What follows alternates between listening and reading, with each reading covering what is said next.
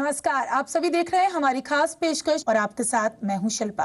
किसी अच्छे काम की शुरुआत के लिए दिवाली से बेहतर मौका और क्या हो सकता है। और जब बात हो इन्वेस्टमेंट की तो फिर दिवाली तो सोने पे सुहागा बन जाती है। तो इस दिवाली कहां मिलेगा आपको मोटा रिटर्न, हम बताएंगे इस खास शो में। छोटा निवेश और बड़ी दिवाली में हमारे साथ जुड़ेंगे गोल्ड, रियल एस्टेट और म्यूचुअल फंड के एक्सपर्ट्स और आपको बताएंगे निवेश के टिप्स। लेकिन सबसे पहले देखिए ये खास रिपोर्ट।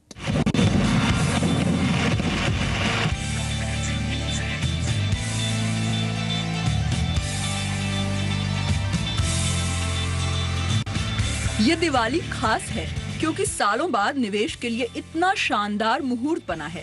इस वक्त शेयर बाजार, सोना और प्रॉपर्टी तीनों निवेश के लिहाज से काफी आकर्षक बने हुए हैं। यानी इस दिवाली पर छोटी पूंजी का निवेश भी अगली दिवाली तक आपको अच्छा मुनाफा दिला सकता है।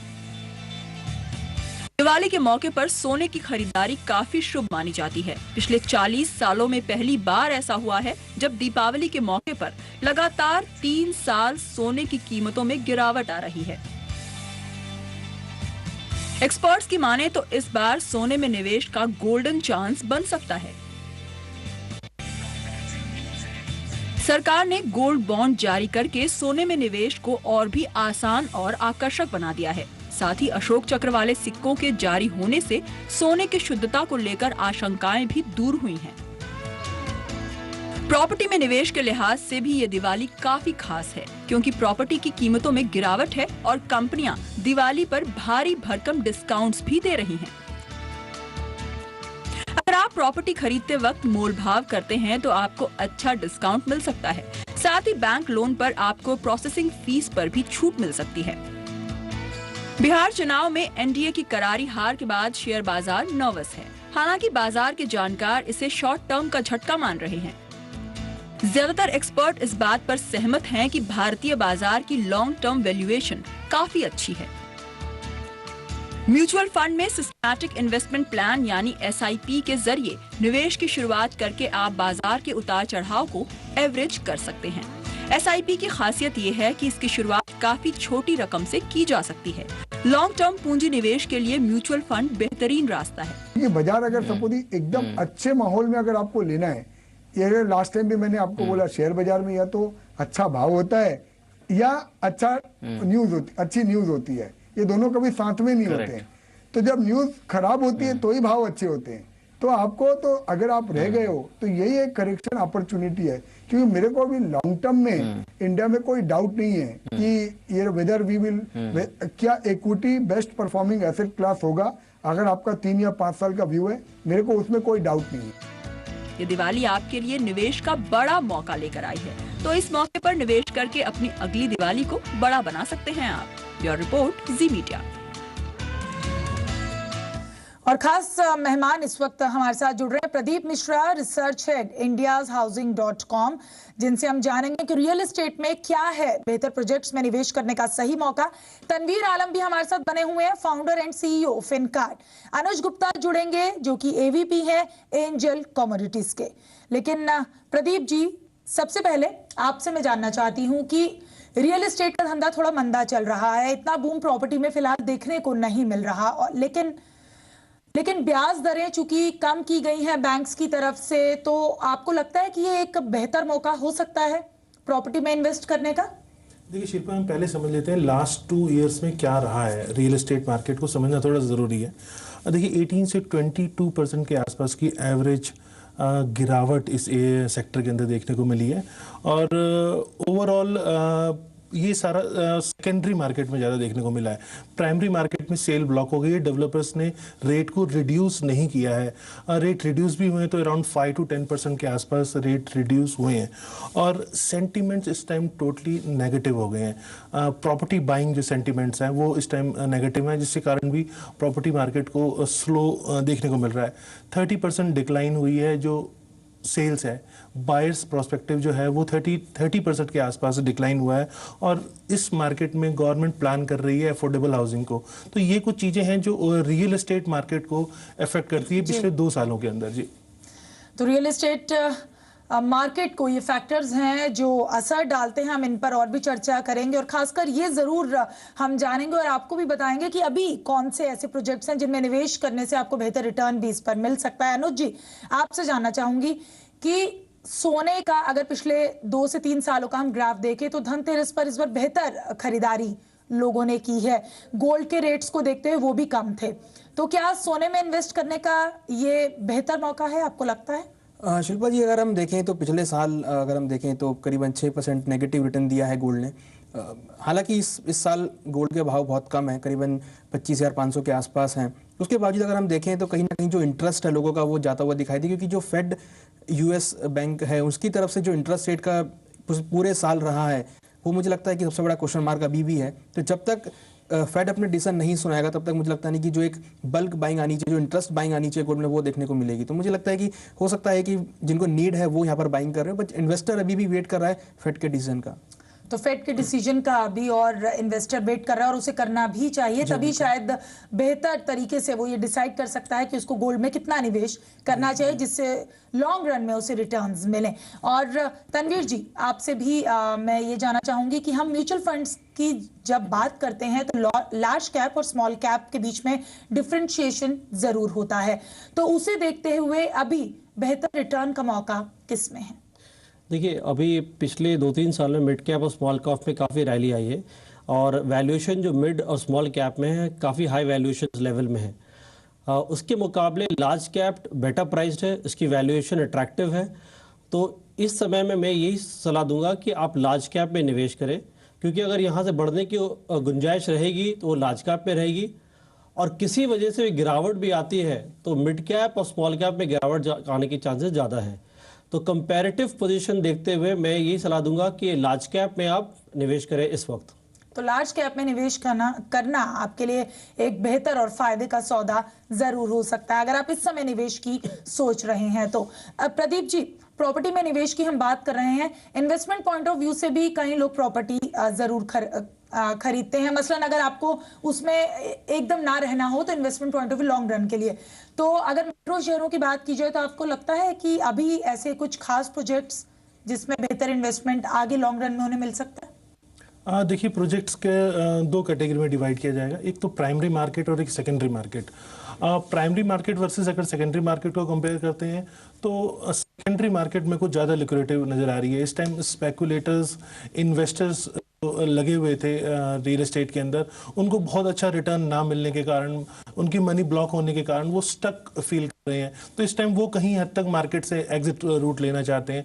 तो ऐसी स्थिति में सेकेंडरी मार्केट का ऑप्शन मैं समझता हूँ ज़्यादा बेटर ऑप्शन नजर आएगा। साथ में वो एरियाज जो डेवलपिंग एरियाज हैं, जहाँ पे डेवलपमेंट रेगुलर हो रही है, उन एरियाज के अंदर ले, और रेडी टू मूव ऑप्शन भी आपके लिए ज़्यादा बेटर ऑप्शन मेरे को नजर आता है। इन एरियाज में इन्वेस्टमेंट करेंगे, सेकेंडरी मार्केट और रेडी टू मूव, वो भी रेडी टू मूव ऑप्शन में, तो वो आपके लिए ज्यादा बेहतर विकल्प हो सकता है।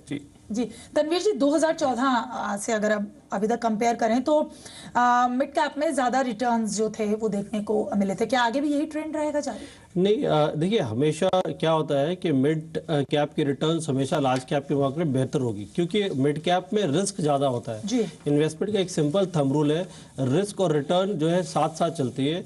रिस्क इसमें ज़्यादा होगा, रिटर्न इसमें बेटर होगी। तो पिछले अभी क्या है, अभी की स्थिति में जो वैल्यूएशन है मिड कैप की, पी वैल्यूएशन ऑलमोस्ट 25 है, जो कि अपने हिस्टोरिक एवरेज से काफ़ी ऊपर है। और लार्ज कैप की अगर आप बात करें पी की, वो सेंसेक्स की पी ऑलमोस्ट 20-21 के पास है, और 21 के आसपास के होने के कारण एक बेटर अपॉर्चुनिटी प्रेजेंट करती है। मुझे नहीं लगता कि आने वाले समय में शॉर्ट टर्म में मिड कैप जो है लार्ज कैप को आउट परफॉर्म करेगी। तो चलिए, इस पर आगे भी हम बातचीत जारी रखेंगे और बेहतर विकल्प दर्शकों को बताने की कोशिश करेंगे। अनुज, गोल्ड मोनेटाइजेशन स्कीम जो सरकार लेकर आई है उसे एक तोहफा जरूर सरकार की तरफ से कहा जा सकता है इस फेस्टिव सीजन में आम लोगों के लिए। आप इस पर क्या बता सकते हैं, क्या वाकई ये जो योजना है फायदेमंद साबित होगी? और अगर हम इसको डिवाइड करें, मसलन इसमें गोल्ड बॉन्ड्स भी हैं जो आप पोस्ट ऑफिस से ले सकते हैं, अगर उसके डिवीजन पर बात करें तो उस पर क्या बताएंगे? देखिए, गोल्ड मोनेटाइजेशन स्कीम के अंदर हम देखें तो कई विकल्प हैं। अगर किसी को पेपर गोल्ड लेना है तो गोल्ड बॉन्ड है, जिसमें वो गोल्ड बॉन्ड में इन्वेस्टमेंट कर सकते हैं, जहाँ उनको 2.75 इंटरेस्ट रेट भी मिलेगा। इवन अगर किसी को फिजिकल गोल्ड लेना है तो उसमें वो कॉइन्स ले सकते हैं, जो कि भारत ने सरकार ने लॉन्च किए हैं।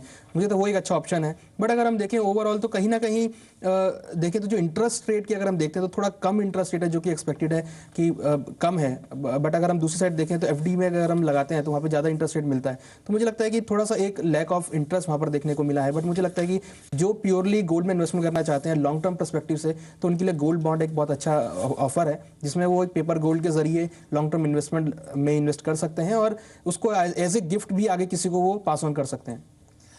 तनवीर जी, आपसे जानना चाहेंगे कि रिस्क को किस तरीके से हम मिनिमाइज कर सकते हैं मिड कैप में? देखिए एक्चुअली इक्विटी, इससे पहले मैं कहना चाहूँगा वेल्थ क्रिएशन का एक सिंपल सा रूल है, कहते हैं पावर ऑफ कंपाउंडिंग। अब पावर ऑफ कंपाउंडिंग क्या होता है, लंबे अवधि में तो ठीक काम करता है, लेकिन आप देखेंगे 5 साल की अवधि में power of compounding really work नहीं करता जी। ये पहला थंब रूल है।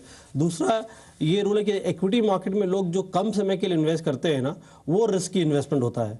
आप देखेंगे पिछले 1993 से मैं ये एनालिसिस मैंने किया है कि आप यदि 1 साल के लिए इक्विटी मार्केट में निवेश करते हैं तो आपके पास 60% प्रोबेबिलिटी कि आप पैसे बनाएंगे। आपकी अवधि बढ़ के अगर 3 साल हो जाती है तो आपकी प्रोबेबिलिटी बढ़ के अप्रॉक्सीमेटली 78% बढ़ जाती है। और 5 साल की अवधि में इक्विटी में आपने अगर 80% of the time you would have made money.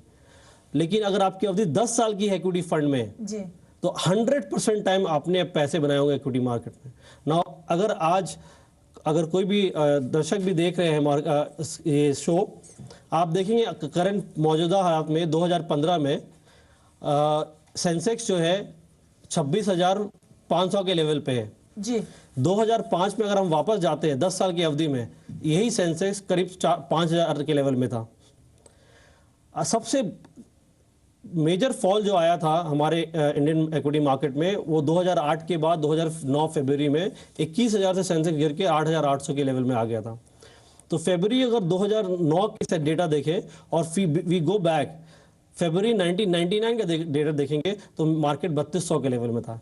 तो इतने शार्प फॉल के बावजूद आपके पैसे लगभग 3 गुना हो गए थे। 3 गुना हो। तो इक्विटी मार्केट में निवेश करने का एक सिंपल रूल है, कम से कम मिनिमम इन्वेस्टमेंट होराइजन आपकी 10 साल की होनी चाहिए, कभी आप निराश नहीं होंगे और अच्छा खासा पैसा रिटर्न आपका तो ये मिलेगा। कहा जा सकता है कि अगर इक्विटी मार्केट में आप निवेश करना चाहते हैं तो उसमें जो टाइम फैक्टर है वो बहुत ज्यादा मैटर बहुत करता अहम है, बहुत अहम है।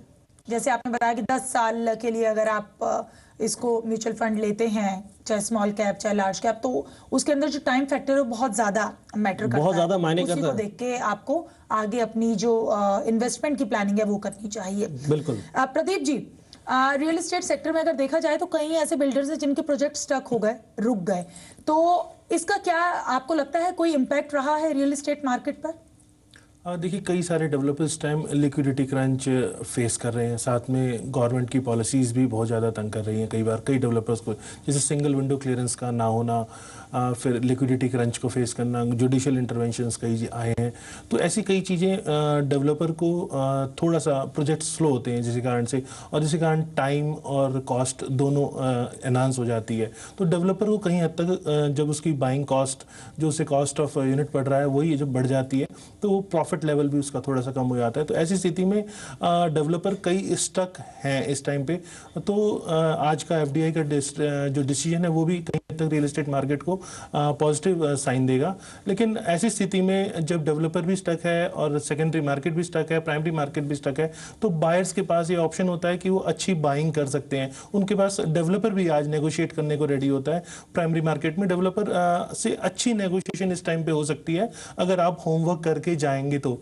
साथ में सेकेंडरी मार्केट में भी आप देखें, जहां मैंने आपको बताया कि इन्वेस्टर्स सर्कुलेटर्स दोनों स्टक हैं, जो मार्केट में एग्जिट रूट नहीं ले पा रहे हैं, वो भी इस टाइम पे चाहते हैं कि अपनी प्रॉपर्टी रिड्यूस रेट्स के ऊपर सेल करें। तो आपके पास इस टाइम पे दिवाली के टाइम पे बेहतर मौका है कि सेकेंडरी मार्केट में एक अच्छी डील आप ले सकते हैं। तो सेकेंडरी मार्केट में भी जरूर आप लोगों के लिए डील है अगर आप दिवाली में यानी कि इस टाइम पीरियड के दौरान प्रॉपर्टी मार्केट में निवेश करना चाहते हैं तो ये चर्चा खास मेहमानों से हमारी ब्रेक के बाद भी जारी रहेगी। रुक रहे एक ब्रेक के लिए, देखते रहिए हमारी खास पेशकश।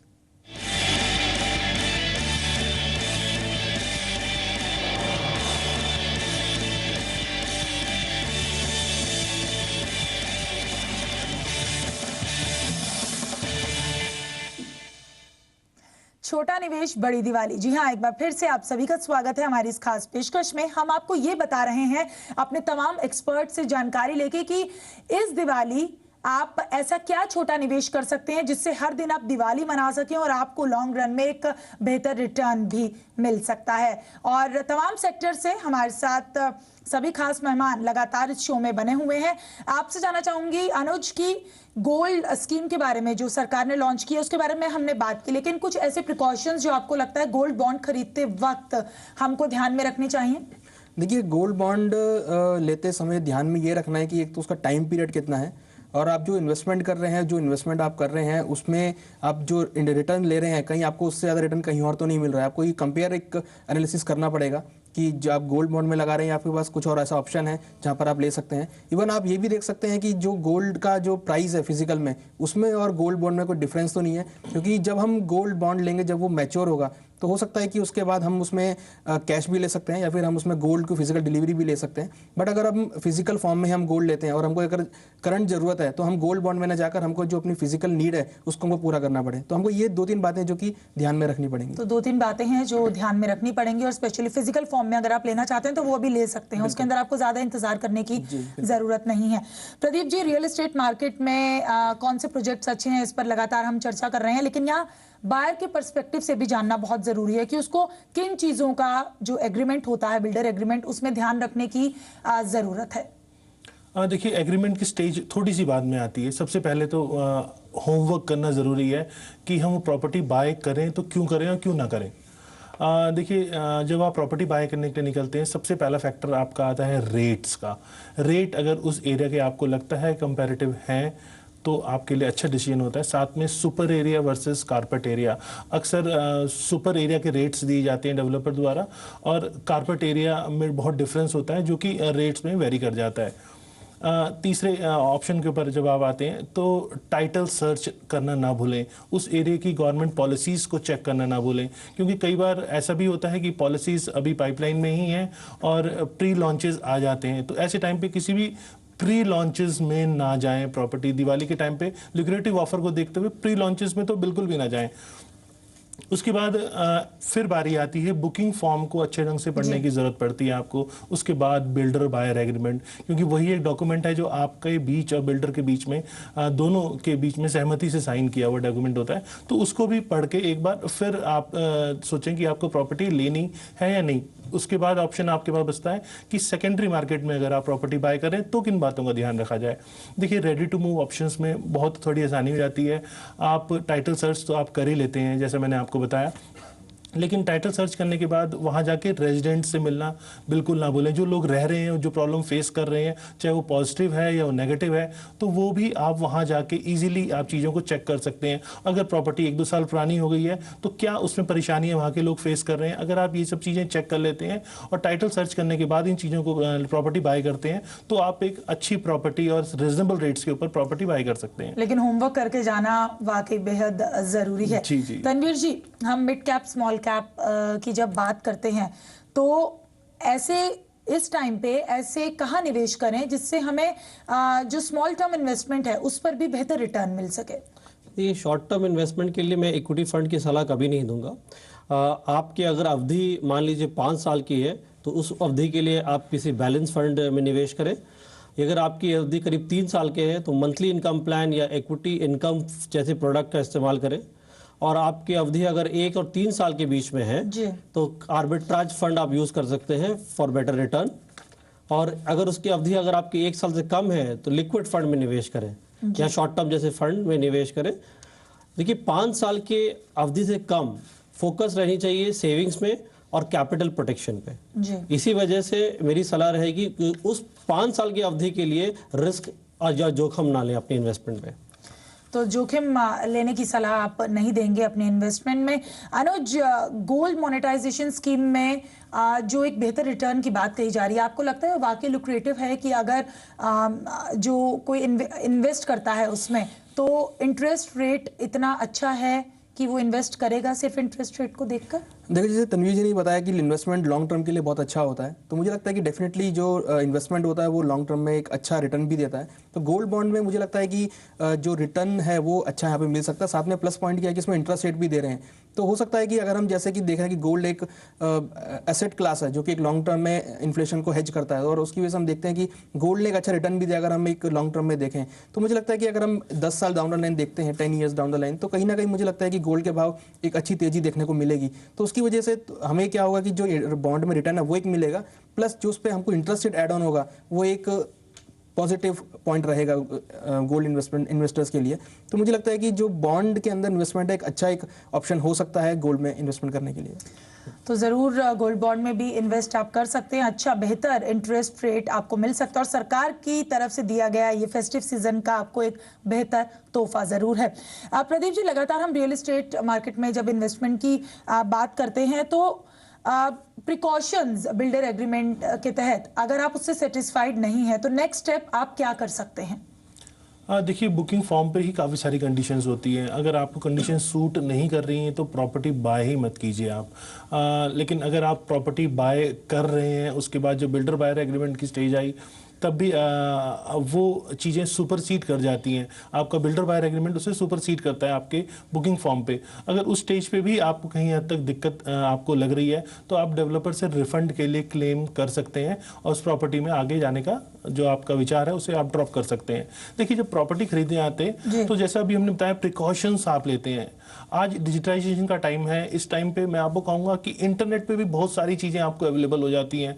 जो बायर्स का एक्सपीरियंस है, जो उन डेवलपर्स के साथ जो बायर्स ने प्रॉपर्टी खरीदी है, तो वो एक्सपीरियंसेस भी आपको बहुत सारे ऑनलाइन फोरम्स के ऊपर अवेलेबल हो जाता है। ये भी कहा जाता है कि जो नॉन बिल्डर्स हैं उन्हीं में आप इन्वेस्ट कीजिए, लेकिन आजकल तो नॉन बिल्डर्स के प्रोजेक्ट्स भी अटके पड़े हैं, तो ये कैसे डिसीजन लिया जा सकता है? देखिए, जैसे हमने बताया कि पॉलिसीज गवर्नमेंट की क्या है वो एक आम बायर नहीं देखता है, लेकिन वो भी चीज़ें अगर हम देखते हैं गवर्नमेंट की क्या पॉलिसीज है, फ्यूचर में रियल एस्टेट को क्या इम्पैक्ट कर रही है, और जैसे लिक्विडिटी अगर क्रंच है, डेवलपर के पास अप्रूवल नहीं है, प्री लॉन्चेस उसने ओपन कर दिए, तो आने वाले टाइम में वो लिक्विडिटी क्रंच को फेस करता ही है। तो पहली चीज़, अगर हमारा होमवर्क है, सारे अप्रूवल्स हैं और उसमें टाइटल हमने क्लियर चेक कर लिया है, तो कहीं हद तक ये दिक्कत नहीं आती। इसीलिए मैंने आपसे कहा कि डिजिटलाइजेशन का टाइम है, तो आप इंटरनेट पे भी बहुत सारी चीज़ें सर्च कर लेते हैं। कई चीज़ें आपको लेते टाइम नहीं पता होती हैं, लेकिन जब आप नेट पे सर्च करते हैं तो कई बायर्स के जो व्यूज़ हैं वो आपको बताते हैं कि डेवलपर के साथ पहला उनका एक्सपीरियंस कैसा रहा है। जी, तो रियल एस्टेट में इन्वेस्ट करने से पहले, जैसा कि प्रदीप जी से लगातार हमारी बात हो रही है, तो इस बात पर जोर दिया जा रहा है कि रिव्यूज और व्यूज पर भी ध्यान देना